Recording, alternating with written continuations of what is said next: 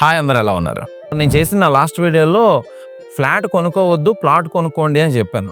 ఆ వీడియో తాలూకు ఉద్దేశం మీ ఇన్కమ్ తక్కువ ఉన్నప్పుడు ఫ్లాట్ కొనుక్కుంటే మీరు ఇబ్బంది పడతారు అని. కొంతమంది నాకు ఫోన్ చేసి అడిగింది ఏంటంటే, అయితే మేము ఫ్లాట్ కొనుక్కోవద్దా అండి, ప్లాటే కొనుక్కోవాలని అంటే నా ఉద్దేశం అది కాదండి. మీరు మీ ఇన్కమ్ని బట్టి ఫ్లాటా మీరు సెలెక్ట్ చేసుకోవాలి. సరే, అసలు ప్లాట్ తాలూకు లాభ నష్టాలు ఏంటి, ఫ్లాట్ తాలూకు లాభ నష్టాలు ఏంటి ఈ వీడియోలో చూసేద్దాం. ఈ వీడియోని ఎక్కడ మిస్ చేయకండి, చాలా important video. Me friends and families కూడా షేర్ చేసేసేయండి. దాంతోపాటు లైక్, షేర్, కమెంట్, ఫాలో కొట్టడం మాత్రం మర్చిపోకండి. Point number 1, short term returns. మీరు ఫ్లాట్ కొన్నారే అనుకోండి, ఇమ్మీడియట్గా మీకు రెంటల్ ఇన్కమ్ స్టార్ట్ అయిపోతుంది. ఎవ్రీ మంత్ మీకు క్యాష్ ఫ్లో ఉంటుంది.